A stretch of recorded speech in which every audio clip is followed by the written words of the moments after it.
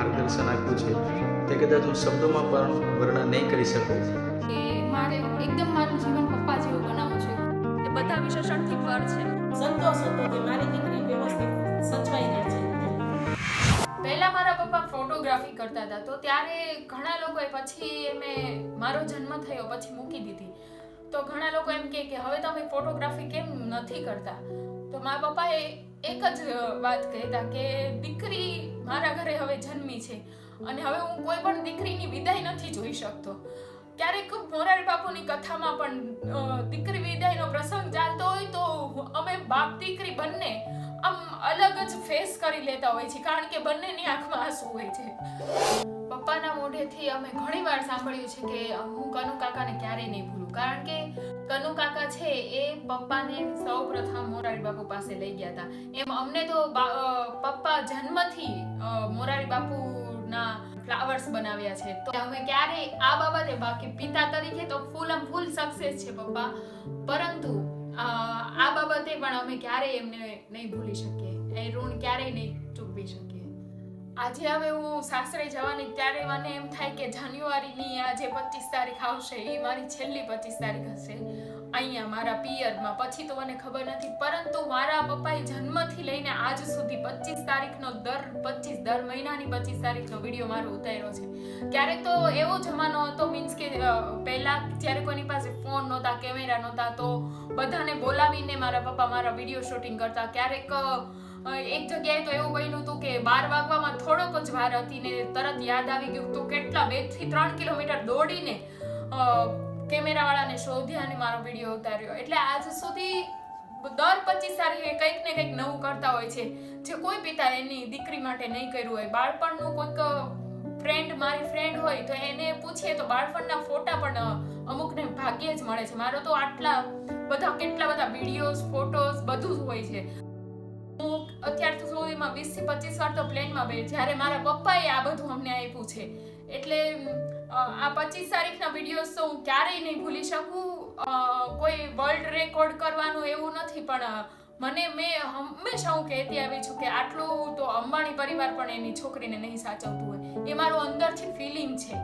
મારે કોઈ અતિશયોક્તિ કરવાની જરૂર નથી કે કોઈને દેખાડવાની વાત નથી, પણ આ એક અંદરનું ફિલિંગ છે કે કોઈ પિતા આવા નહીં હોય એમ.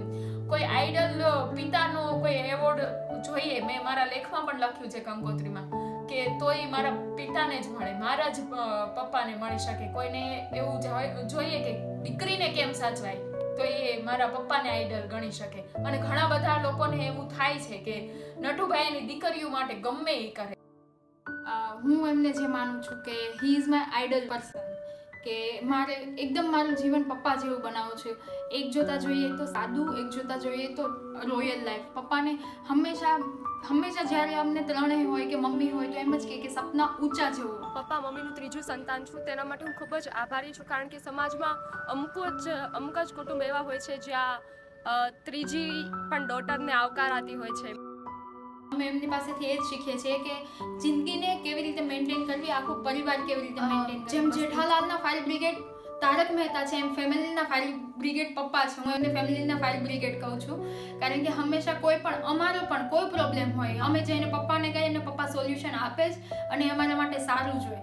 મારા સસરા તો એમને વકીલ કહેતા, અને બા પણ એને એવું જ કહેતા હતા કે આ કોઈ દિવસ એના કપડામાં ઘડી પડી નથી અને કોઈ દિવસ આને વેપારી જેમ જ જીવન જીવ્યા. અને દુનિયામાં ઘણી દીકરીઓ એમ કહેતા હોય છે કે મારા પપ્પા મારા પ્રાઇમ મિનિસ્ટર છે, my papa is the world કે બેસ્ટ પાપા, સુપર હીરો છે, બેસ્ટ છે. પણ હું તો એમ કહું છું કે મારા પપ્પા છે એ બધા વિશેષણથી પર છે. પપ્પાનો જે ફરવાનો શોખ છે એ મતલબ ક્યારેય થાકતા નથી. મતલબ એવા સ્લોગન આપણે સાંભળેલા છે કે લાઈફ ઇઝ જર્ની, પણ મારા પપ્પાની જર્ની જ લાઈફ છે. મતલબ હંમેશા ફરતા રહે ને નવું જાણતા રહે, અલગ અલગ કલ્ચરનું, અને કથા સાંભળતા રહે.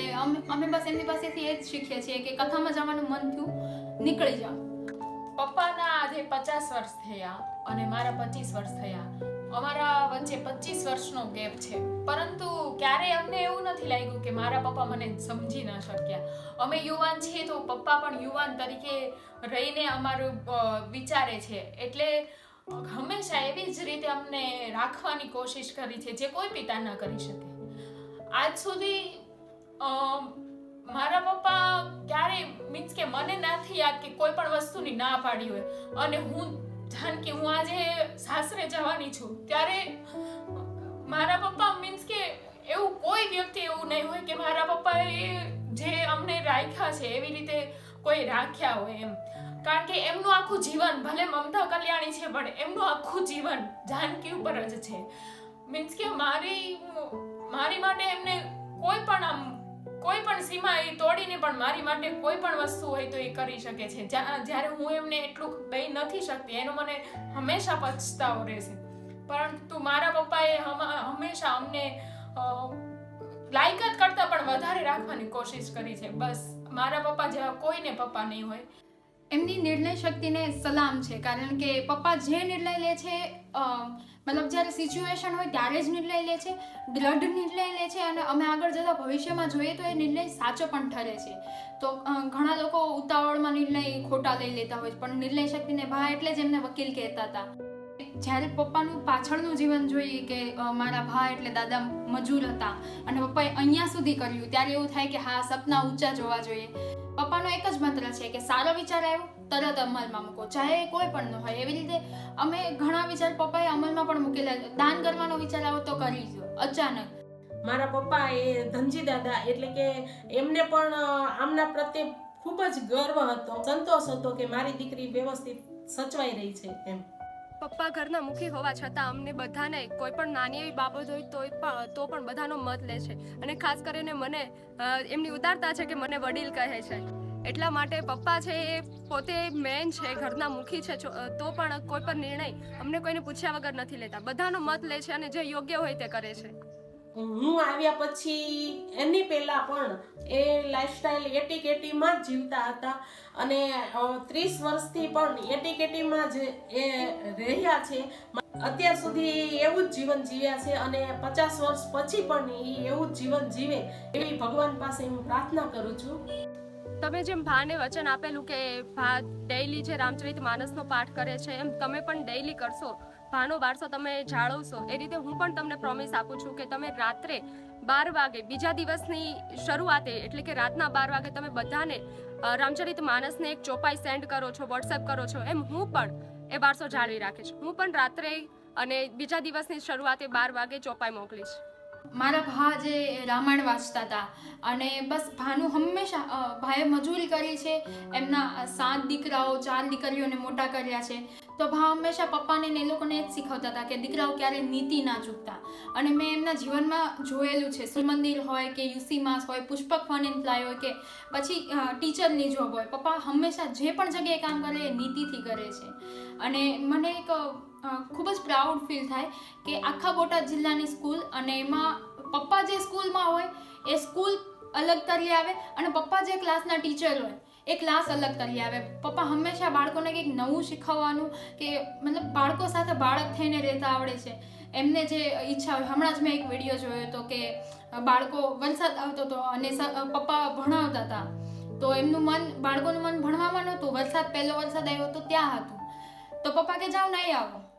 મતલબ બાળકોને જે જીવન જોઈએ છે, જેવી રીતે જીવવું જોઈએ. હંમેશા હું એમના ક્લાસમાં ઘણીવાર બેઠેલી છું તો જેવી રીતે સમજાવતા હોય, કોઈ કરોડપાઠ સમજાવતા હોય તો બાળકોના 4થા અને 5મા ધોરણના બાળકોના આંખમાં મેં આંસુ જોયેલા.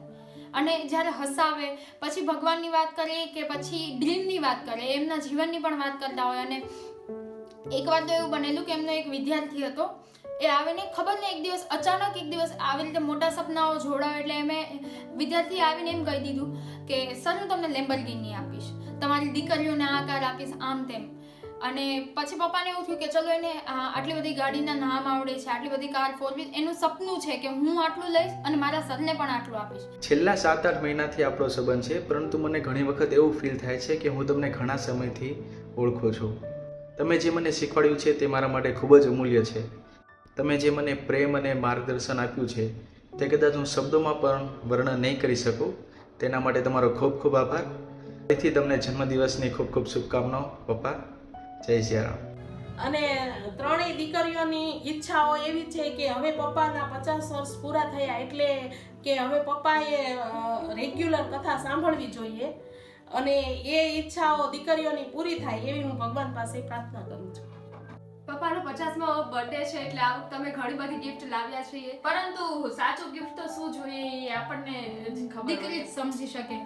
એટલે અમે હંમેશા મતલબ બાપુ કહે ને કે પ્રેમ હોય અને પ્રેમનો જવાબ વિશ્વાસથી ના આપવાનો હોય. તો અમારા પેરેન્ટ્સ અમને ખૂબ જ પ્રેમ કરીએ છીએ અને અમે એમને ગિફ્ટ એ જ આપવા માંગીએ છીએ કે અમે તમને વચન આપીએ છીએ કે કોઈ પણ બાબતે તમારો અમારા પ્રત્યે જે વિશ્વાસ છે અમે ક્યારેય નહીં તોડીએ. And in the last, happy birthday to you.